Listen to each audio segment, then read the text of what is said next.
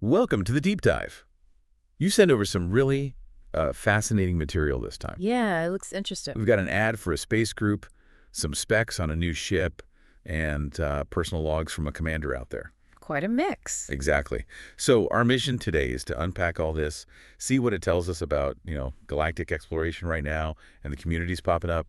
Sounds good. It definitely feels like a living, breathing galaxy based on this stuff. You see the individual drive, but also this real push for collaboration. Right, and new tech supporting it all. Let's start with that squadron ad, the Cosmic Cantina Crew. Hmm. The tone feels really welcoming. They call themselves a laid-back space family, specifically say beginner-friendly. Yeah, that stood out. Low pressure, seems like. Just join in. Totally. No strict rules. Yeah. What did you find most interesting about how they operate? Well, it's the heavy focus on community, I think. Their Discord server sounds like it's the absolute center of things. Right, for planning and just hanging out. Exactly. And a Yeah. sheer range of stuff they do. Bounty hunting, mining, trading, even colonization, and those Odyssey ground missions. So something for everyone, basically. It suggests a pretty diverse group, yeah. Which probably helps make it welcoming for new people. It's kind of a trend, isn't it? Community becoming super important in these online spaces.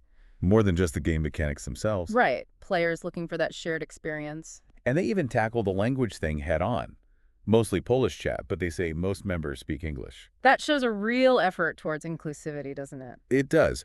But the core idea for me is that line, playing for the joy of discovery and friendship, Mm-hmm. not ranks, not strict rules. That feels different. It does stand out from the more, let's say, hardcore competitive groups. So do you think these kinds of relaxed, beginner-focused groups, Mm-hmm. can they last? Or do they eventually have to get more structured? That's a really good question. The initial appeal is definitely the easy entry, but long term, it probably depends on if they can adapt. Adapt. Well, maybe experienced players become mentors, or the group naturally starts taking on bigger challenges, but, without losing that friendly core. Keeping the original vibe. Yeah, it taps into the basic human need for connection, I think, even out there in the virtual black. Okay, let's switch gears then. You also shared this Mandalay Opus document. Ah, yes, the new ship. Looks like a new explorer from Zorgon Peterson, designed specifically for better planetary flight. That's the headline feature, yeah. Those advanced microthrusters they mention, that's tackling a common headache, landing smoothly, exploring surfaces in different gravities. So not just about jumping far, but what you do when you get there. Precisely. It signals a potential shift, maybe, away from pure jump range focus towards more versatile ships for really digging into planets. Could be big for exobiology. And the jump range itself, they say it outperforms the Anaconda. Which is huge. The Anaconda was the undisputed king of long-range travel for so long. So that's a major claim.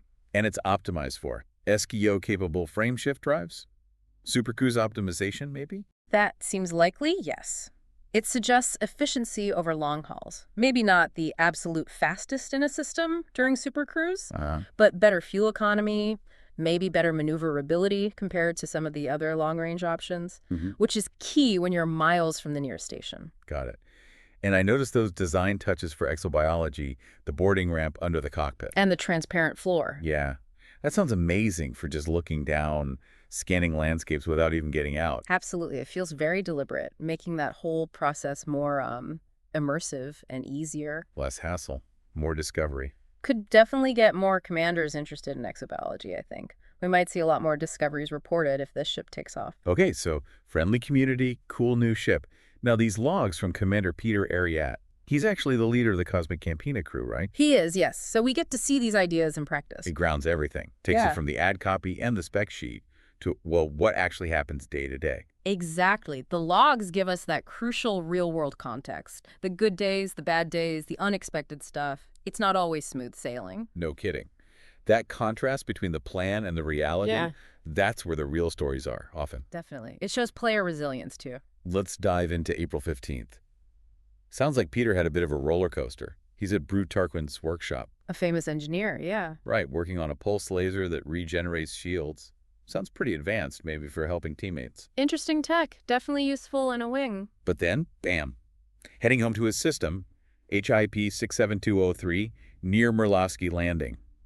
Pirates jump him. Ouch. Yeah. A 4 million credit rebuy. That's the insurance cost for the ship, plus he lost his cargo. That's a nasty setback. Highlights the risks, doesn't it? Just routine travel can go wrong. But he didn't just quit for the day. The log says he still managed to deliver some CMM composites later. Shows that persistence, you get knocked down, you get back up. Common mindset for pilots in that galaxy. Then the next couple of days, the 16th and 17th, really show that community side. Murlowski Landing gets finished, and he credits Commander Mako Valbel for helping out. Ah, see? Collaboration in action. Building things together. And then Peter turns to colonization. He uses something called the SRV survey app. Right, that's for scanning planets from the ground vehicle, checking suitability. And completes 3 projects: Kobayashi's Medicines, renaming a station to Wung Relay, and finishing the Jun Relay satellite. Wow, okay, so tangible progress.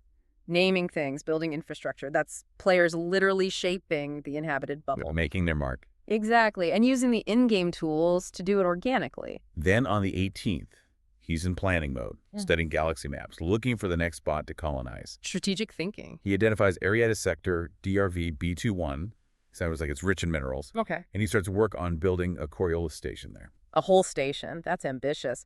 Aiming for a refinery hub, he says. Yeah, thinking long-term, establishing an economic base. That's serious dedication. Building a station is a massive undertaking, requires huge amounts of resources trucked in. And even while doing that, he mentions watching another commander's stream, Leo Bolero fighting pirates. See that interconnectedness again? Even out in the vastness, they're aware of each other, sharing experiences. It builds that collective story. Fast forward to April 19th. Peter's still hauling cargo for that Coriolis station, log says. 82 more runs needed. Whoa.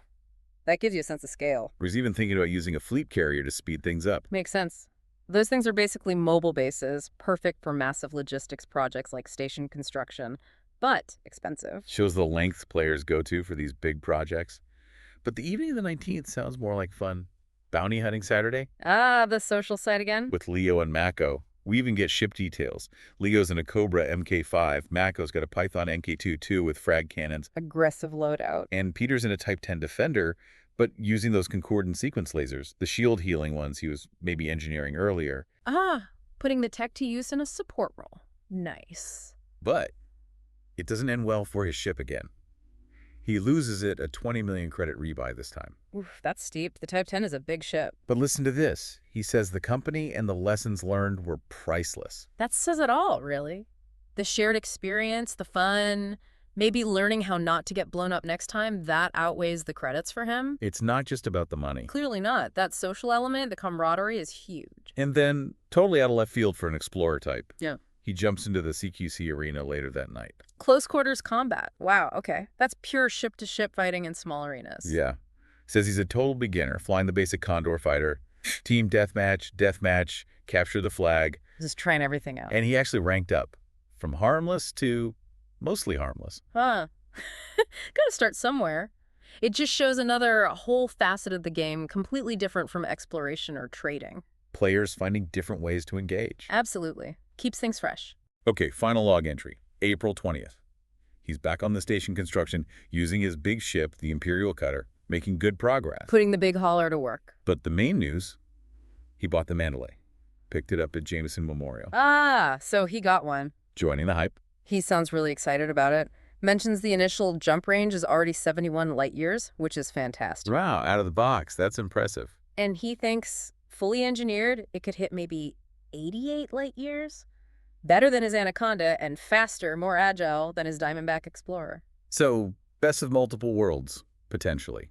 High range, good handling, planetary focus. He's definitely sold on it, recommending it to the other Cosmic Cantina folks. That personal recommendation within a group like that, that's powerful. It'll probably convince quite a few others to try it. And he wraps up by saying he's planning to dedicate Wednesday nights to helping other members with their colonization projects. Bringing it back to the community. And reiterates that the Cosmic Cantina Crew is always open to new members. Full circle. Yeah. It ties everything together nicely. Individual goals, new tech, but always grounded in that community support. So let's try and synthesize this, pulling it all together from this deep dive. What are the main takeaways? Well, we definitely see a strong theme of welcoming, supportive communities like the Cosmic Cantina Crew. That social aspect is vital. Then there's the tech side. The Mandalay representing that push for better exploration tools, specifically for, getting down onto planet. Right. Advancing the frontiers not just in distance, but in capability. And then Peter's logs just show the reality of it all. The excitement, the big projects, but also the risks, the setbacks, the teamwork, the sheer variety of activities available. Exactly. It's this dynamic mix, community, technology, and individual player stories all weaving together. It highlights how important connection is, even in a huge virtual space, and how players are constantly driven to explore further, build bigger, and share those experiences. So for everyone listening, what part of this resonated the most?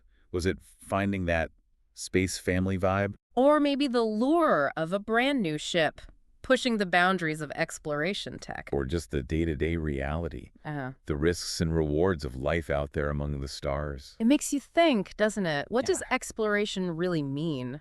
Is it just finding new places on a map? Or is it also about building things, connecting with people, mastering new tools? And just sharing the journey. Maybe folks listening might want to check out some of these online communities or dig deeper into the Mandalay's specs. Yeah. There's always more to discover, isn't there? Both out there and maybe about why we're drawn to it in the first place.